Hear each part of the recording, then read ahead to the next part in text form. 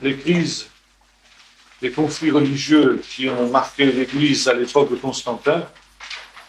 Le premier de ces conflits, le conflit donatiste, et ensuite le conflit arien, avec tout ce qui concerne le concile de Nicée, etc.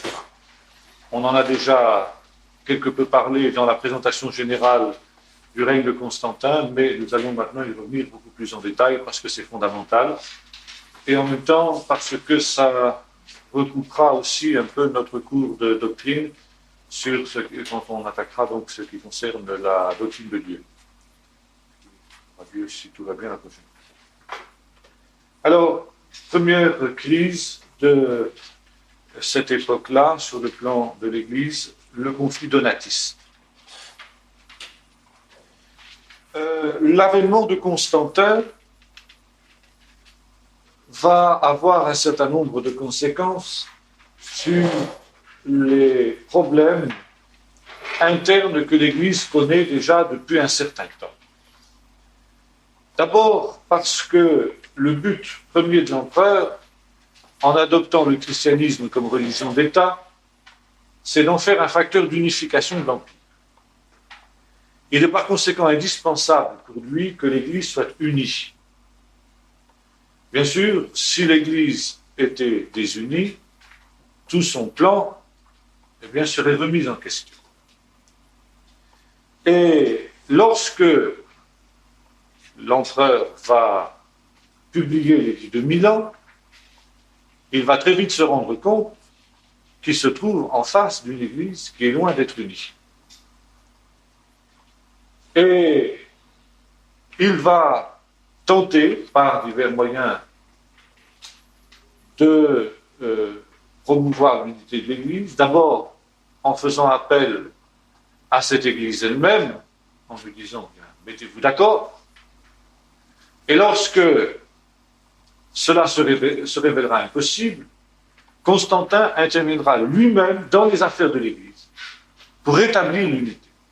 Entre parenthèses, il y a là un phénomène tout à fait intéressant parce que jusqu'ici, l'unité doctrinale avait toujours été certes un problème dans l'Église et déjà depuis les premiers siècles, des schismes et des hérésies l'avaient traversé, mais le problème ne s'était jamais posé en des termes aussi aigus.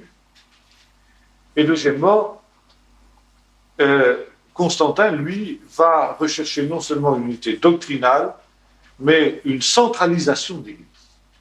Et Constantin va être amené à créer des instances suprêmes de référence, en sorte que, ces instances pourront trancher à l'occasion de conflits.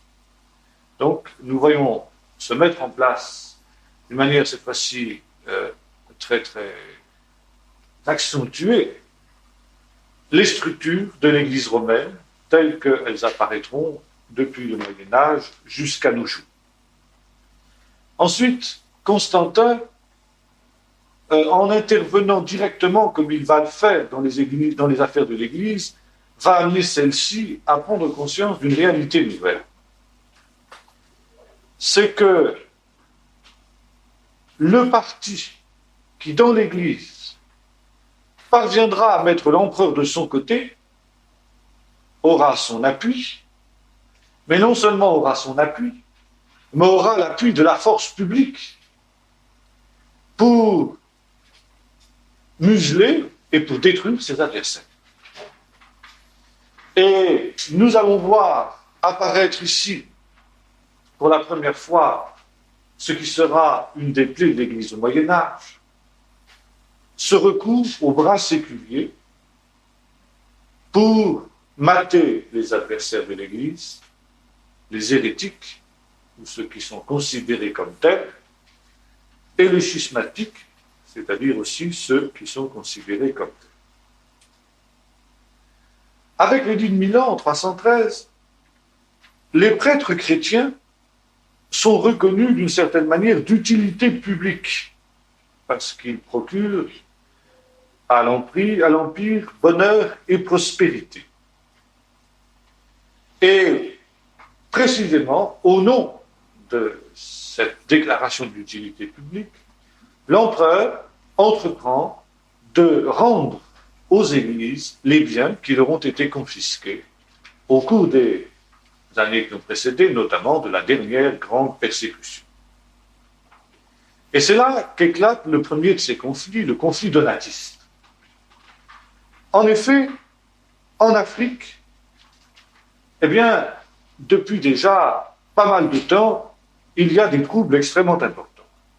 Ces troubles remontent en fait à la fin du IIe siècle, au moment de ce que l'Église officielle considère comme l'hérésie montaniste, et cette hérésie montaniste, entre guillemets, s'est prolongée par l'hérésie de Novatien.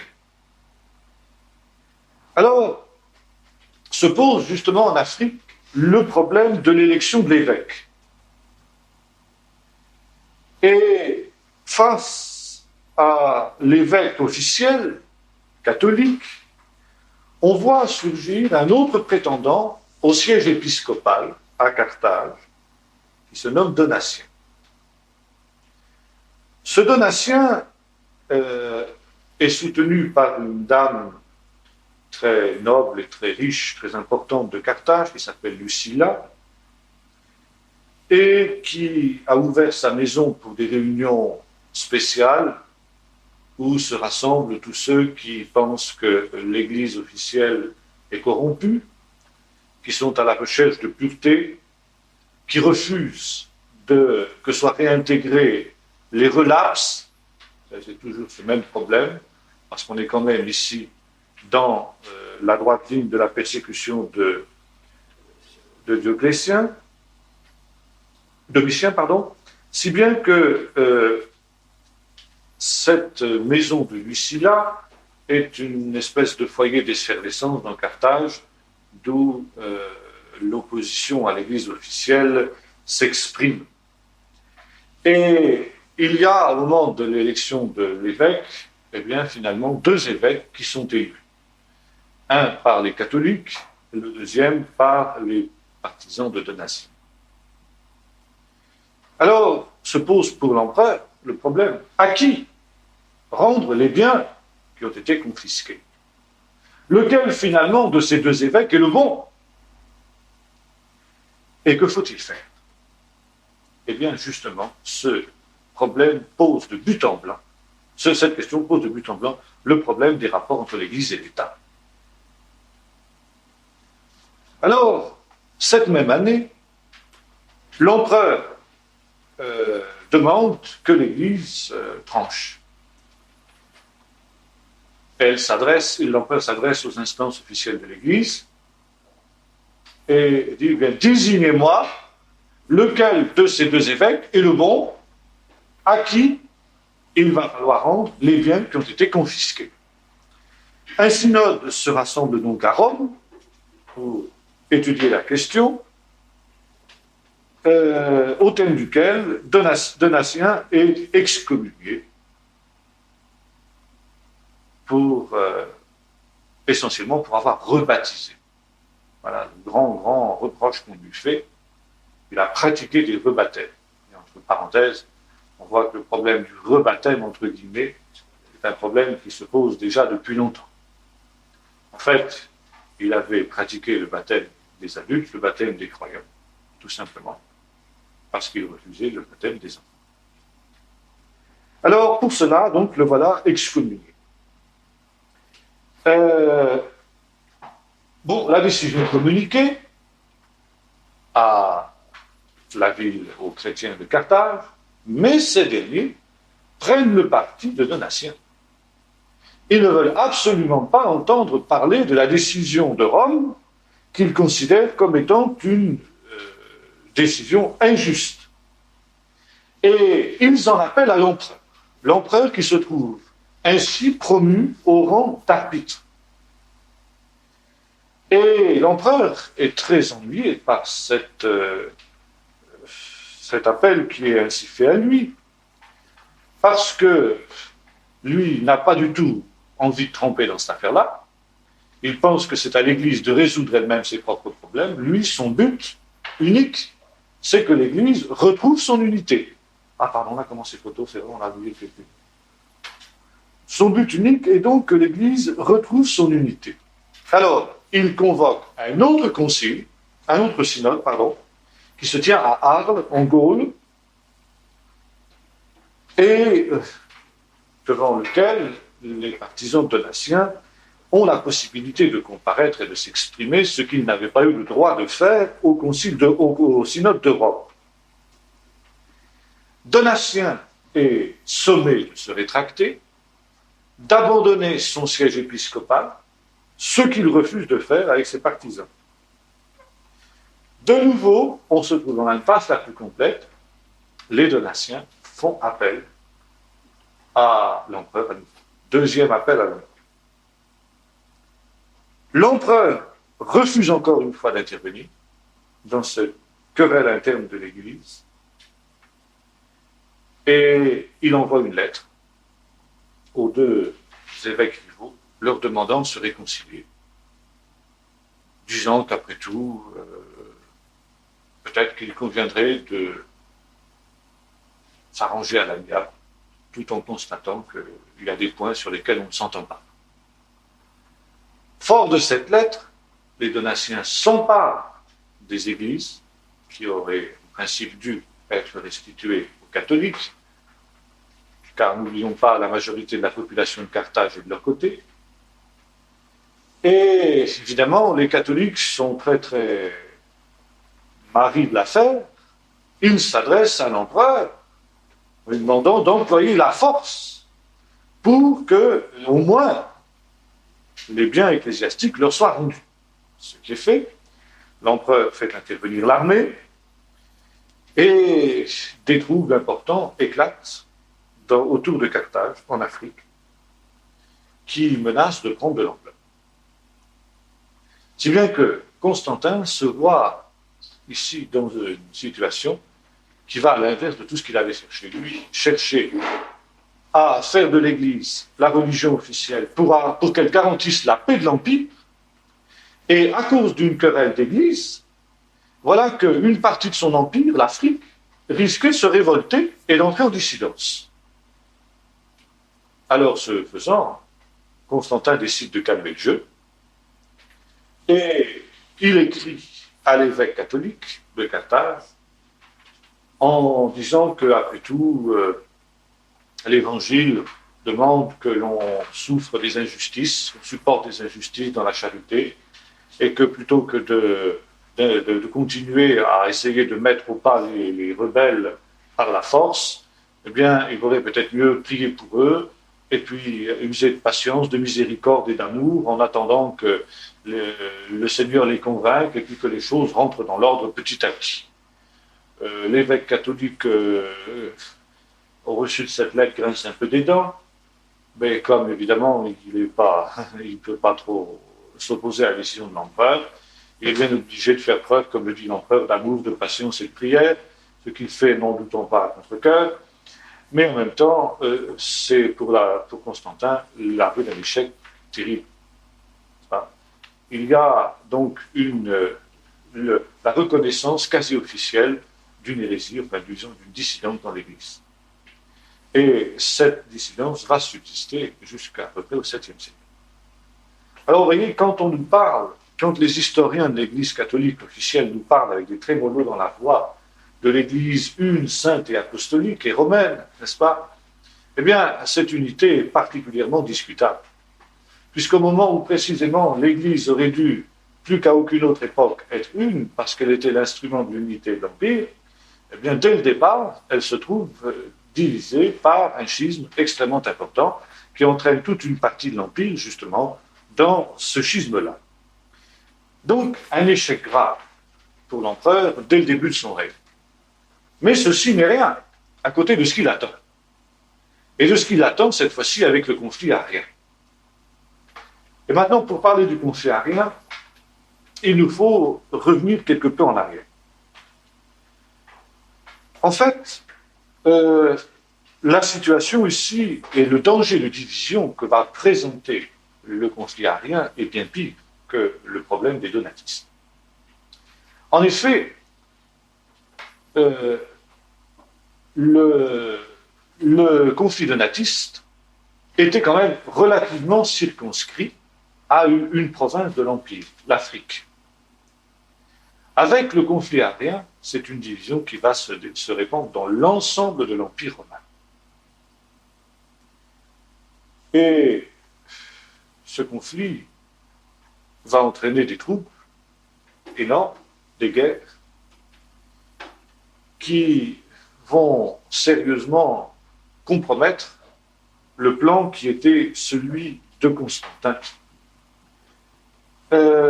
Les conséquences, Constantin va être amené cette fois-ci à intervenir directement, car il ne pourra plus faire comme les donatistes en disant après tout que chacun se débrouille. Parce que là, ça entraîne des conflits armés sur l'ensemble de l'Empire. Et Constantin va être obligé de lancer tout son poids dans la balance pour tenter de trouver, vaille que vaille, une solution. Et cette solution, ça va être le concile de Nicée, convoqué sur l'ordre de l'empereur, conduit de A jusqu'à Z par l'empereur, qui va mettre au point une formule qui sera suggérée, et plus que suggérée, par l'empereur. Donc une intervention directe de l'État dans les affaires de l'Église. Constantin avait bien senti qu'il y avait là quelque chose qui était dangereux. Et c'est pourquoi, au moment où les adversaires des donatistes avaient essayé de faire appel à lui, il avait refusé de servir d'arbitre. Mais avec l'arianisme, les choses ont atteint un tel degré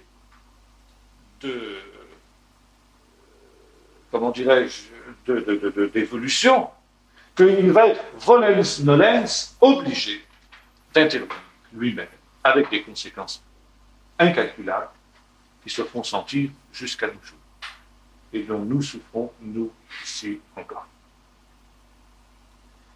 Alors, il faut remonter un siècle plus tôt pour comprendre les origines du conflit arien avec Origène.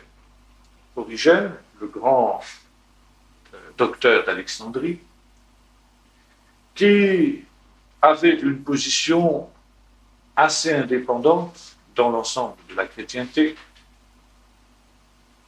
bien que l'Église égyptienne était très proche de Rome. En fait, souvenons-nous de ce que nous avons dit dans notre cours sur l'Église du IIe siècle, il est fort probable que l'Église d'Égypte ait été fondée par des missionnaires venus de Rome, si bien que l'Église égyptienne s'était toujours plus ou moins sentie tributaire de Rome. Ceci ne sera pas sans importance non plus dans le conflit arien. Deuxième point, l'Église d'Alexandrie avait une rivale directe, c'était Antioche. Entre Antioche et Alexandrie, ça n'allait pas du tout, mais pas du tout. Et ça, jamais. C'était deux sièges épiscopaux ou patriarcats rivaux. Et cette rivalité, disons, quasiment politique, va envenimer le conflit arien d'une manière particulièrement regrettable. Alors, c'est Origène qui, à Alexandrie, avait le premier ouvert la porte à des spéculations. Il y a quelque chose qui n'a pas. Ça, si vous me bloquez, s'il y a quelque chose qui n'a pas. Oui, les deux centres rivaux. Origène avait donc ouvert la porte à des spéculations sur la nature de Christ. Notamment à partir de la notion de logos que l'on trouve dans l'évangile de Jean, la parole, le commencement était la parole, le logos en grec. C'est aussi là qu'un juif non chrétien, Philon d'Alexandrie justement, avait spéculé sur le logos, bien avant Origène, bien sûr. Et Origène avait donc repris les spéculations de Philon sur le Logos pour essayer de comprendre comment le Logos avait pu s'incarner en Christ, quelles étaient les relations du Logos avec le Père, quelles étaient les relations du Logos avec la sagesse personnifiée dans le livre des Proverbes. Enfin bref, il y avait ainsi tout un ensemble d'études qui avaient été faites à ce moment-là, par cette école que l'on appelait l'école des catéchènes. En 247, un certain Denis devient évêque d'Alexandrie. Et il se veut un disciple fidèle d'Origène. Et à cette époque-là, Alexandrie, le problème essentiel, c'est le problème des chiliastes. Chiliastes, c'est-à-dire les millénaristes, qui persistaient à croire que le Christ régnerait d'une manière personnelle sur la terre pendant 1000 ans, selon ce qui est écrit dans le livre de l'Apocalypse. C'était l'époque où l'Église cherchait surtout à s'installer, à régner, et où par conséquent, on faisait la chasse aux espérances de ce type-là, et les polémiques contre les chiliastes étaient très vives. Et c'est ainsi que Denis est amené à écrire un livre où il démontre que l'Apocalypse de Jean n'est pas inspiré. Rien que ça. Ça, au moins, on est tranquille. Mais, hélas, après avoir ainsi réglé son compte aux chiliastes, Denis doit faire face à un autre problème, c'est celui du sabellianisme. Le sabellianisme, souvenons-nous, c'était la doctrine de l'évêque Sabellius qui affirmait que le Père, le Fils et le Saint-Esprit étaient trois manifestations diverses du même Dieu. Dieu pouvant se manifester et agir en tant que Père, ou bien pendant l'incarnation en tant que Fils, et depuis l'ascension du Fils, il agissait en tant que Saint-Esprit, mais que ces trois éléments de la divinité n'avaient pas d'existence personnelle propre, indépendante l'une de l'autre. Et ce faisant, Sabellius pensait pouvoir se maintenir d'une manière très ferme à l'unité de Dieu, le Dieu un. Et c'est le point de départ justement de l'hérésie arienne. En effet, on se met à polémiquer à Alexandrie contre les sabellianistes.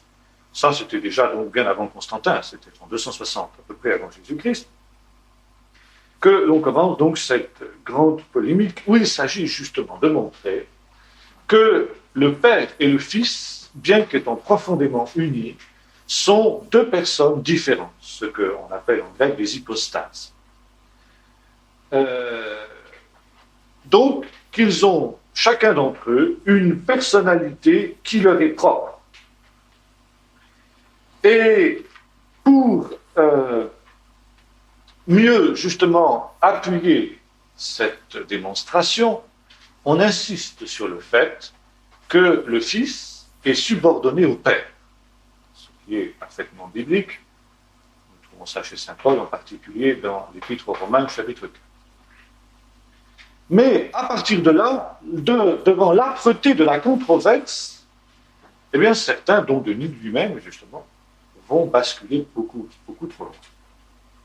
Et Denis, dans le feu de la discussion avec les unitariens, n'est-ce pas, va aller jusqu'à affirmer que, en fait, le Fils est un être créé. Le fait qu'il soit subordonné au Père prouve qu'en fait, nous avons affaire à un être créé. Alors, le conflit déborde et les adversaires de Denis écrivent à Rome, à l'évêque de Rome, en raison, encore une fois, des relations particulières qui unissent l'église d'Alexandrie et l'église de Rome. Alors, n'étant pas en reste, Denis écrit à l'évêque de Rome pour lui préciser sa position, notamment justement sur le fait que le Fils ne serait en fait un être créé. Et alors là, le conflit éclate vraiment. Le pape réagit très vivement et il rejette Un, que le Fils soit un être créé, en quoi il a parfaitement raison.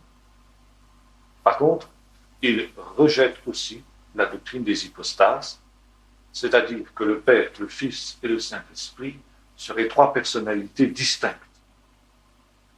Et il se base pour cela. Alors, Denis plutôt se basait, lui, sur une formule vague d'Origène, n'est-ce pas, pour conclure que le Fils avait été créé. En fait, Origène n'a jamais rien enseigné de semblable. Ça va pas? C'est ça? Hypostase Hypostase.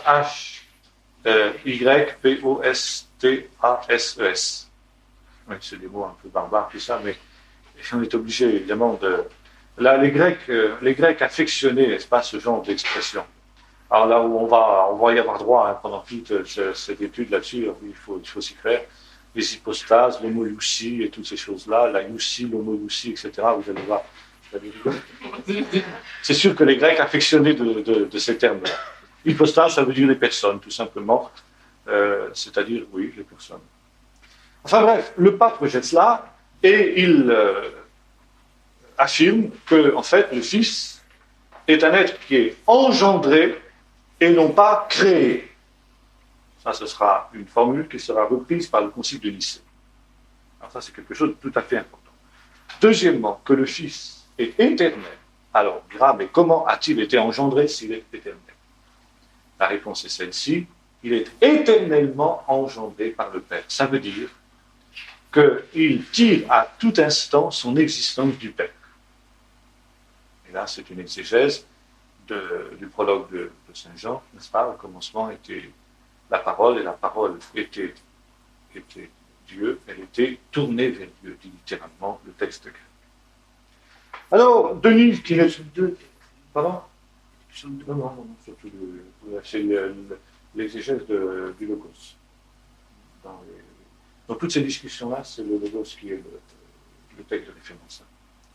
Alors, à partir de là, Denis d'Alexandrie, qui n'était pas un grand théologien finalement, bien se rétracte. Très humblement, il dit, bah, c'est vrai, oui, j'étais trop loin, je reviens. Alors, c'est lui qui, le premier, justement, est amené à employer une autre expression qui va être justement sujet d'une vive discussion, le terme justement d'homolousie. Alors, ça veut dire, ici, le Fils est consubstantiel au Père. C'est demi, oui. Oui, mais basculant d'un extrême à l'autre. Ça veut dire, il est de la même substance que le Père. Mais ce faisant, il rassemble, n'est-ce pas, tout le monde. Tout le monde est d'accord à Alexandrie pour accepter cette expression-là. Y compris, et il n'a pas vu là le brave Denis qu'il est tombé dans le piège de ses adversaires, y compris les sabellianistes. Car les sabellianistes disent, bon, parfait. Si le Fils est consubstantiel au Père, c'est donc qu'il n'est pas une hypostase du Père. C'est donc qu'il n'est pas une même personne que le Père. Il est de la même substance, il est une émanation du Père. Alors, tout le monde est content parce que tout le monde emploie le même mot, mais on n'y met pas la même signification. Mais enfin, dans l'immédiat, l'affaire se termine là. Tout le monde accepte le terme d'homoiousie, homoiousos, donc consubstantiel au Père, mais évidemment, chacun se le représente d'une manière tout à fait différente. Et c'est précisément là que les choses vont se dégrader. En effet, à Antioche, la querelle va rebondir. Elle va rebondir au travers d'un certain Paul de Samosate, qui devient évêque de la ville en 260, donc la même année. Alors, Paul de Samosate, Paul, comme Paul, S-A-M-O-S-A-T. Donc la même année, il devient évêque d'Antioche. N'oublions pas la rivalité entre Antioche et Alexandrie. Et donc, quelques années plus tard, 8 ans plus tard très exactement, les Alexandrins obtiennent la destitution de Paul pour une hérésie qui, en fin de compte, est assez mal précisée. On sait pas trop ce qui s'est passé au juste. Mais en fait, il semble que pour lui, pour Paul de Samosate, le Logos, en fait, n'est pas le Fils de Dieu. Alors là, c'est une doctrine très subtile. Le Logos, c'est une émanation du Père. Et cette émanation du Père, elle s'incarne dans l'homme Jésus.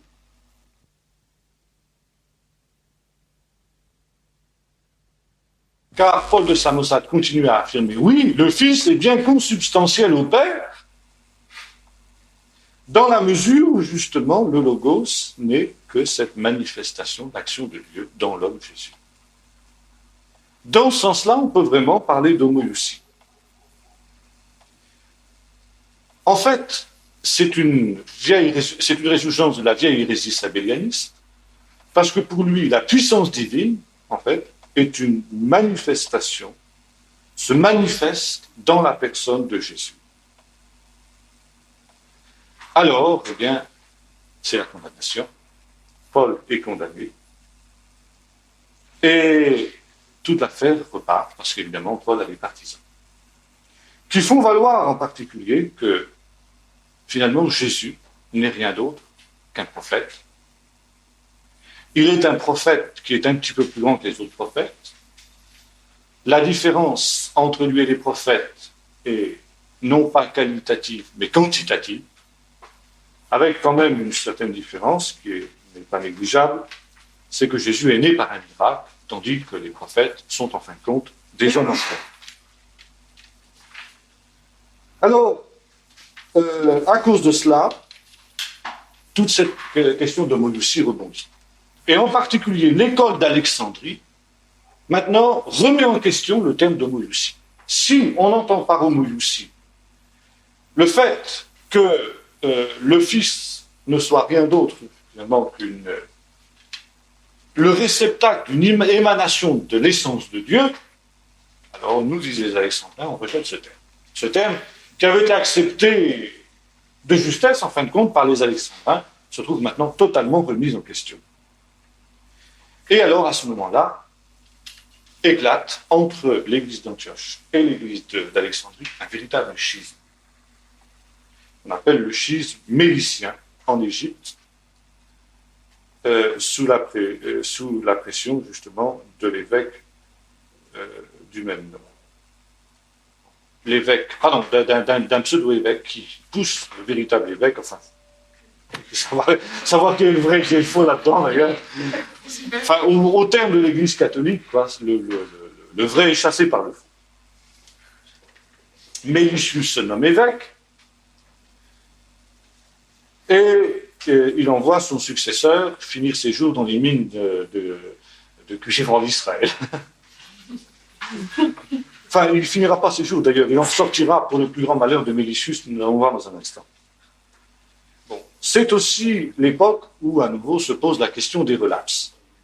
Ces gens qui, pendant la persécution, ont apostasié et qui, maintenant que la paix est rétablie, demandent leur réintégration dans l'Église. Alors, l'Église officielle, qui est très indulgente, impose à ces relapses des pénitences légères, notamment, par exemple, une ou 2 années de pénitence, et puis ensuite ils sont réintégrés en grande pompe dans l'Église.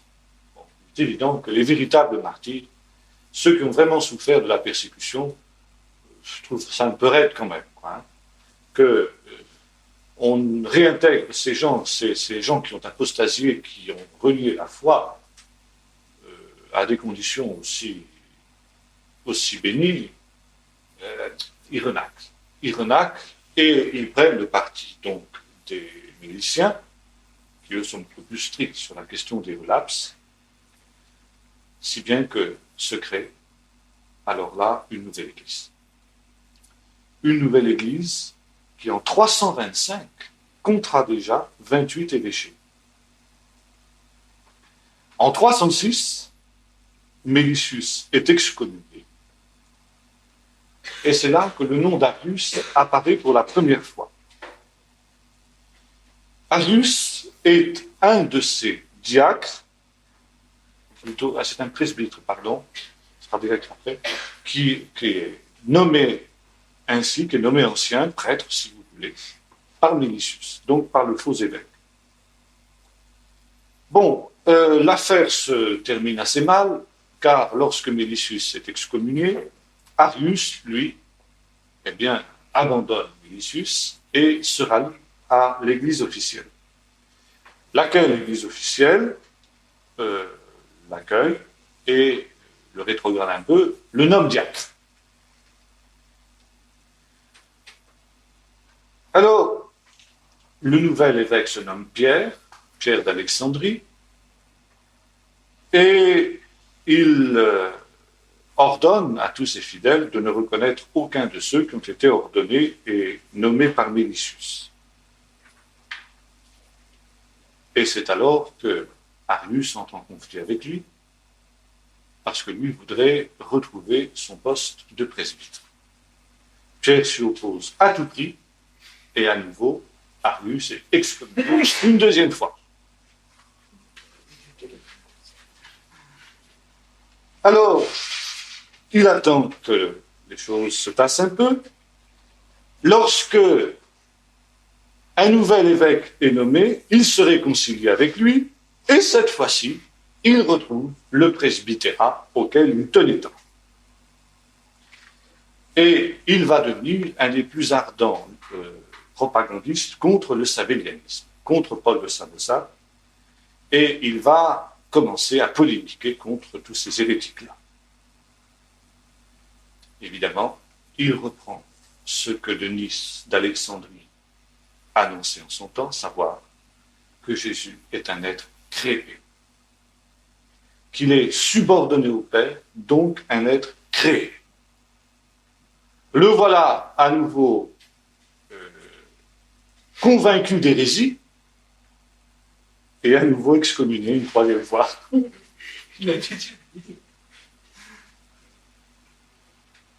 Alors, par contre, ce qu'il dit arrive jusqu'aux oreilles des gens d'Antioche, qui prêtent une oreille extrêmement attentive.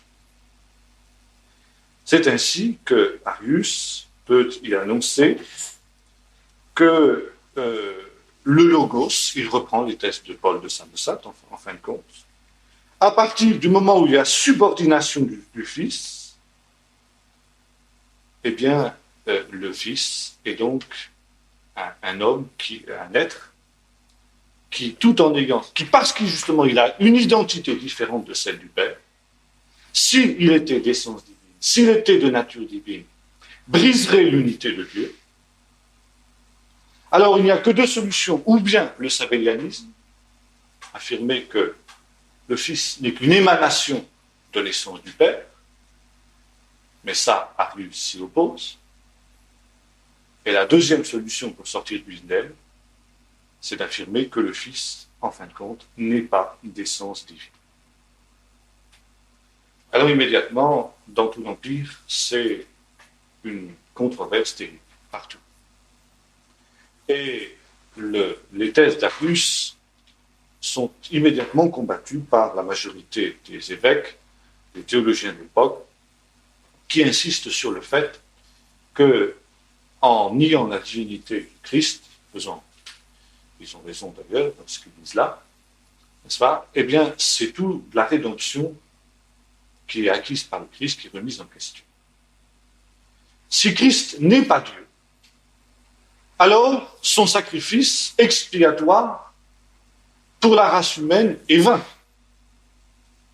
Parce que précisément le but du sacrifice rédempteur du Christ, c'était de diviniser la race humaine, de l'élever jusqu'à Dieu.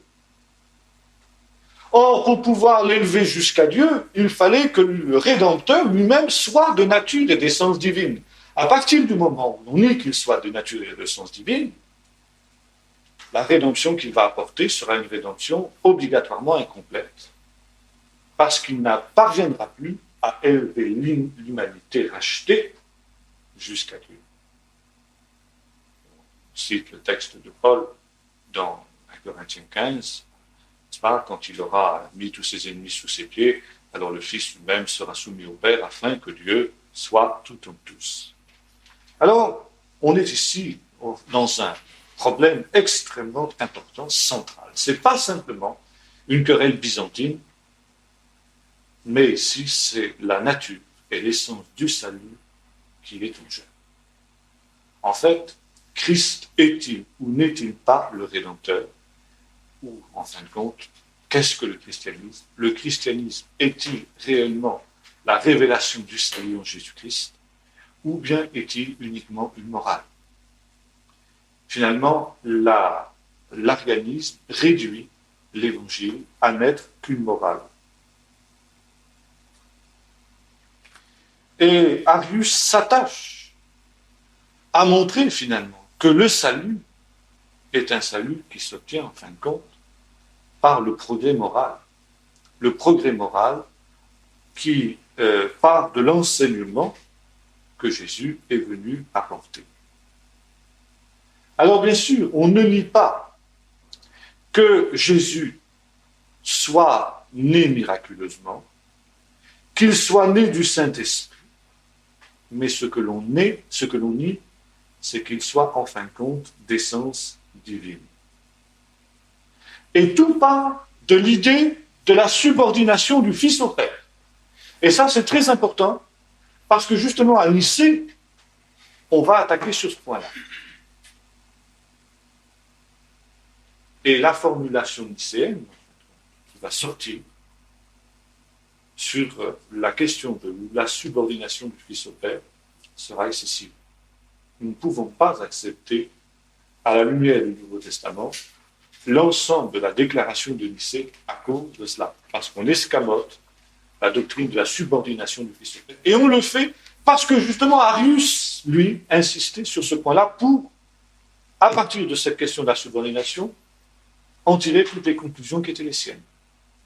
Alors voyez-vous, on voit ici comment naissent les grandes hérésies. Une hérésie, c'est souvent une réaction contre une autre hérésie. Dans le feu de la polémique, chacun insiste sur ses arguments qui représentent une partie de la vérité. Mais finalement, il insiste tellement sur cette partie de la vérité que celle-ci occulte les autres aspects de la vérité. C'est vrai que les sabellianistes avaient absolument tort, que les sabellianistes qu'on retrouve encore aujourd'hui, comme on a eu l'occasion de le dire, avec par exemple les gens qu'on appelle Jésus seul, aujourd'hui qui rebaptisent au nom de Jésus seul, les gens qui ont été baptisés au nom du Père, du Fils et du Saint-Esprit. C'est vrai que le Nouveau Testament enseigne d'une manière très claire la personnalité du Père et la personnalité distincte du Fils par rapport au Père. Il suffit par exemple de reprendre l'évangile de Jean, chapitre 17, et puis de se rendre compte que vouloir faire du Père et du Fils la même personne, c'est une ineptie, c'est une stupidité. Père, glorifie-toi de la gloire que tu avais auprès de toi avant que le monde fût. C'est l'idée et les paroles de Jésus de leur substance. Jésus parle au Père comme à une personne différente de lui-même, même si, par ailleurs, il dit « nous sommes un ». Donc, Arius avait raison contre les sabellianistes de dire que le Père et le Fils étaient des personnes différentes. Il avait raison contre eux, justement, de dire, et contre les partisans de l'homoousie totale, de dire que le Fils était subordonné au Père, éternellement subordonné au Père. Dans l'éternité, il sera soumis à celui qui lui a soumis toutes choses, afin que Dieu soit tout en tous. C'est clair. Le Nouveau Testament est très clair sur ce plan-là. Seulement, parce qu'il en tirait ensuite des conclusions qui étaient fausses, les gens de Nicée, eux, ont voulu gommer totalement la subordination du Père, du Fils par rapport au Père. Et dans les grandes déclarations de foi des églises aujourd'hui, eh bien, c'est presque toujours ce qui ressort. On aura l'occasion d'y revenir, si vous voulez, quand on arrivera au concile de Nicée. En fait, on arrive à cette idée que seul le Père est Dieu, que seul il était au commencement, qu'il a créé le Fils en le tirant du néant à un moment donné de l'histoire. Et pour Arius, cette création du Fils est le commencement du temps. Avec la création du Fils commence le temps. Et il fait allusion ensuite à ce que Paul dit, il est le commencement de la création de Dieu. Il est celui qui a créé toutes choses. À partir du moment où le Fils est créé, donc commence l'œuvre de création de Dieu. Par lui, le Fils devient l'agent, le logos, par lequel le Père crée l'univers. Donc nous avons affaire à un être particulièrement élevé, nous dit Arius, infiniment supérieur aux anges, mais cependant un être qui n'est pas un être de nature divine. Par la suite, les néo-ariens, après la mort d'Arius, iront encore beaucoup plus loin que lui et affirmeront qu'avec le Fils est créé aussi Satan, le principe du mal, qui vont se trouver en conflit pendant toute la période du temps qui commence au moment de cette création. Donc le Fils est un être fini. Donc la rédemption n'est pas une divinisation substantielle de l'humanité. Et à partir de là, ce qui est important pour être sauvé, c'est de recevoir l'enseignement du Logos, c'est de vivre cet enseignement du Logos, et puisque le salut s'obtient uniquement par la pratique de ce qui est enseigné, le Logos n'a nullement besoin d'être d'essence divine. Voilà, en gros, résumé, ce qu'est la doctrine d'Arius. En 318, Arius est de nouveau condamné et il est destitué par l'évêque d'Alexandrie.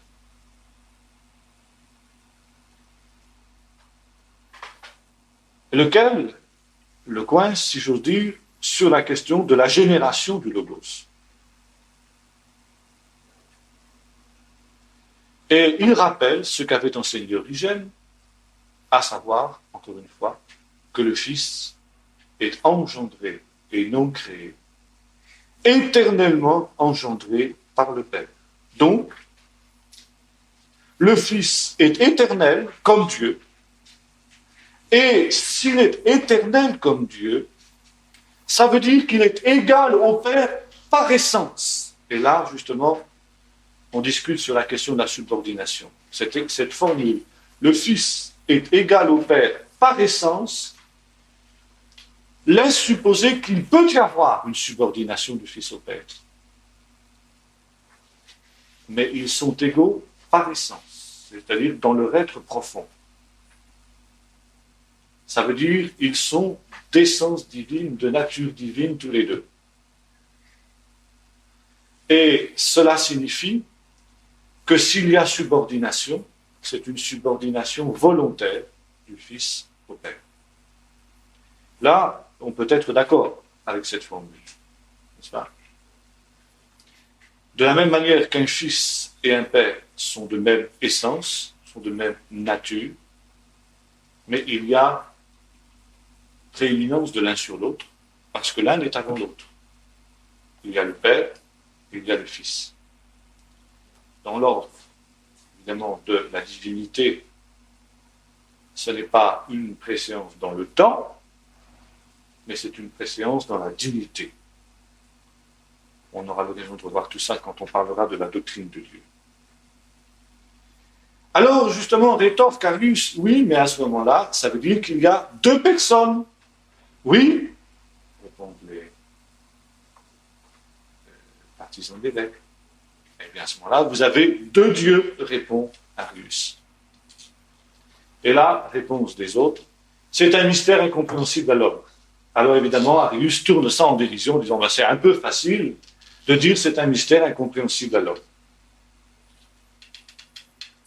Et c'est alors qu'on arrive à nouveau sur cette question de l'homoïousie. C'est dans ce sens-là que l'évêque dit, eh bien, le Fils et le Père étant de la même essence, on peut parler d'homoïousie. Et c'est parce qu'on peut parler d'homoïousie qu'on peut dire qu'il n'y a pas de Dieu. Il y a un seul.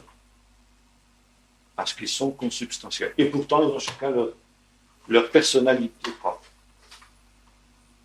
Alors là, voyez-vous, on est vraiment au cœur de cette formulation trinitaire qui est au centre finalement du christianisme. Voyez-vous, par toutes ces querelles, on est arrivé justement à cette définition dogmatique du mystère de la Trinité, du mystère qui n'est pas exprimé de manière dogmatique dans la Bible, mais qui manifestement est contenu dans l'Écriture sainte. Nous devons y revenir aussi. Alors, pour trancher la question, finalement, on convoque un premier concile. Pardon, un premier synode, le synode de Nicomédie, qui se rassemble dans la capitale de l'Empire d'Orient, où siège l'empereur Constantin. Bien, ça se termine par la condamnation d'Arius. Vous pouvez s'y attendre d'ailleurs. Mais les choses ne sont pas si simples que ça. Parce que Arius a des partisans importants, notamment à Antioche. Et même auprès de Zèle de Césarée, qui va jouer un jeu pas très clair dans toute cette affaire, dans ce sens que, alors que l'église locale à laquelle appartient Arius, c'est-à-dire l'église d'Alexandrie, le condamne, donc logiquement, il devrait y avoir solidarité des autres églises dans le domaine, l'église d'Antioche, au contraire, reçoit Arius, tout en n'étant pas d'accord avec sa doctrine. Voyez-vous ? Là, il y a toute une subtilité, un jeu subtil qui est finalement un jeu politique. Et on se rassemble à Césarée, chez Eusèbe, et là on affirme que contrairement aux décisions du synode de Nicomédie, qui disait que Arius devait être dépouillé de toutes ses fonctions, on dit que bien qu'hérétique, Arius peut continuer à exercer ses fonctions de presbytre. Alors évidemment, l'Église d'Égypte réagit très très violemment, disant mais c'est une ingérence intolérable dans les affaires d'une autre Église. Vous n'avez pas à vous immiscer dans nos affaires. En fait, rien n'y fait. À Alexandrie même, Arius a des partisans nombreux, et on peut dire que c'est tout simplement la dislocation de l'Église d'Égypte. Il y a une division totale dans ce pays entre les partisans d'Arius et les adversaires. Et à partir d'Alexandrie, la division se répand dans tout l'Orient. Alors là, c'en est trop. L'empereur se doit de réagir. Et en 324, il convoque un concile. C'est-à-dire, il convoque tous les évêques de la chrétienté. En leur disant, écoutez, il y en a marre. Mettez-vous un peu d'accord, mettez un peu d'ordre dans cette cacophonie absolument inénarrable. Parce que finalement, c'en est arrivé là. Alors, cette intervention de Constantin, qui rassemble d'abord les évêques dans sa capitale provisoire, finalement échoue. Et un nouveau synode se rassemble à Antioche, qui cette fois-ci prend position contre Arius. Alors on prend position pour, on prend position contre, ça change constamment. Si bien que ici, ça aboutit à une confusion et quelque chose d'absolument incroyable. Alors cette fois-ci, c'est Constantin frappe un grand coup. Il prend sur lui de convoquer cette fois-ci l'ensemble de la chrétienté. Alors le concile se rassemble à Nicée, qui est à 50 km au sud de la capitale de l'Empire d'Orient, Nicomédie. Logiquement, sont rassemblés là tous les évêques de l'Orient, de l'Occident, sous la présidence de l'empereur. Là, l'empereur s'est résolu à ce qu'il avait toujours répugné de faire jusque maintenant, c'est-à-dire prendre lui-même les choses en main. Mais là, la pagaille est telle que c'est la dislocation du christianisme dans l'Empire, en tout cas dans la partie orientale de l'Empire. L'Occident n'est pas touché, mais l'Orient, oui. Alors, l'empereur, bon gré mal gré, est obligé de prendre les choses en main. Alors, il paye lui-même le déplacement des évêques. Ils sont logés, nourris à ses frais dans son palais, s'il vous plaît, pendant toute la durée du concile. Et Constantin ne recule devant rien, n'est-ce pas, pour faire étalage de luxe aux yeux, justement, des évêques. On pense qu'il y a entre 250 et 300 évêques qui sont rassemblés à Nicée. La majorité sont des évêques orientaux, qui sont directement concernés par le problème. Il y a, en fin de compte, peu d'évêques et peu de représentants de l'Occident. Rome n'est pas représentée, l'évêque de Rome ne s'est pas déplacé. Tout à fait cocasse de voir que le premier concile œcuménique n'est même pas présidé par le pape et que le pape y est absent. Il s'est contenté d'envoyer 2 légats, plutôt en observateur d'ailleurs, qu'en intervenant. En fait, on peut dire que le concile est présidé par l'empereur lui-même. Et ce faisant, l'empereur, et les évêques ne s'en rendent pas compte, fait une révolution. Parce qu'en convoquant le concile, il établit une instance suprême dans l'Église. Instance suprême qui n'existait pas jusqu'alors. Et là, parler par exemple de l'autorité, de la primauté du pape à cette période-là, c'est une ineptie historique de premier ordre. Il est clair qu'au IVe siècle, et pendant les 2 ou 3 siècles à venir, l'autorité suprême dans l'Église ne sera pas l'autorité du pape, mais sera le concile œcuménique, institué par Constantin. Et les orientaux, c'est-à-dire les orthodoxes de nos jours, ne se font pas faute de le répéter aux catholiques. C'est au nom, justement, de cette institution qu'ils rejettent l'autorité papale. Oui. Alors, à partir de ce moment-là, nous avons une autorité centrale dans l'Église, qui est l'émanation de l'Église elle-même. Alors, les évêques qui sortent tout droit de la persécution, on est encore très proche de la dernière des grandes persécutions. Certains évêques portent encore d'ailleurs dans leur corps les marques de torture auxquelles ils ont été soumis. Ces gens qui ont vécu parfois dans des conditions extrêmement rudimentaires, certains ont vécu comme ermites, se retrouvaient dans le palais de l'empereur, dans l'étalage du luxe extraordinaire, honorés parce que l'empereur avait bien pris soin d'honorer, de montrer toute la déférence qu'il avait vis-à-vis justement de ces saints hommes de Dieu, comme il les appelait. Et le premier jour du concile, il a ouvert lui-même le concile en grande pompe, n'est-ce pas? Tous les pères étaient là, installés, des trônes d'or. Il y avait le trône de l'empereur qui était plus haut que tous les autres, évidemment, qui était vide. Et puis la porte s'est ouverte, tous les pères se sont levés comme un seul homme pour accueillir l'empereur qui est entré en grande pompe, vêtu de ses habits de pourpre, d'or, de pierreries, pendant que les trompettes saluaient l'entrée de l'empereur, qui gardait les yeux baissés humblement par terre, dit Eusèbe de Césarée. Alors, il a été applaudi, n'est-ce pas, par l'ensemble des évêques qui ont salué en lui celui qui avait donné la paix de l'Église, et l'empereur a commencé tout immédiatement à ouvrir le concile par un discours dans lequel il évoquait ce qu'était son but, n'est-ce pas, à savoir que la chose importante, eh bien, c'était la paix et l'unité de l'Église, et partant, l'unité et la paix de l'Empire romain. Alors, l'empereur a refusé de s'asseoir jusqu'à ce que les évêques l'invitent à s'asseoir, et enfin, il a consenti à s'asseoir. Quand l'empereur s'est assis, tout le monde s'est assis. Puis là, on est entré quand même dans les choses sérieuses. Là, ça a chauffé. Ça a chauffé parce que il y avait des partisans d'Arius et les adversaires d'Arius.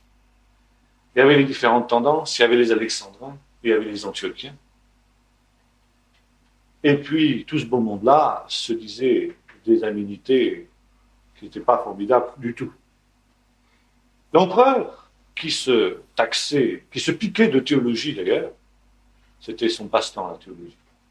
C'était une nullité théologique comme on n'en fait pas. Dès qu'il ouvrait la bouche, c'était pour dire des âneries grosses comme lui, absurdité sans nom, mais ça ne fait rien, tout le monde écoutait avec beaucoup de respect, beaucoup de déférence, parce que c'était l'empereur, bien sûr. Et l'empereur a commencé par écouter avec beaucoup d'attention les débats, sans intervenir, puis quand il a vu que ça tournait à la foire dans le poil, il s'est décidé à intervenir. Et en particulier, les débats ont tout de suite tourné autour du problème de l'homoousie.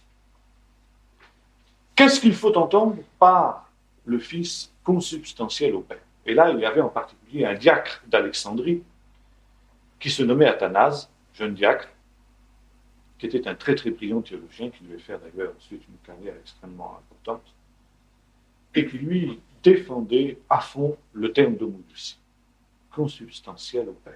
Le Fils est consubstantiel au Père. Et la majorité des pères refusaient cette expression parce qu'ils la trouvaient trop ambiguë. Parce qu'encore une fois, nous avons vu qu'au moment de la première querelle d'Alexandre,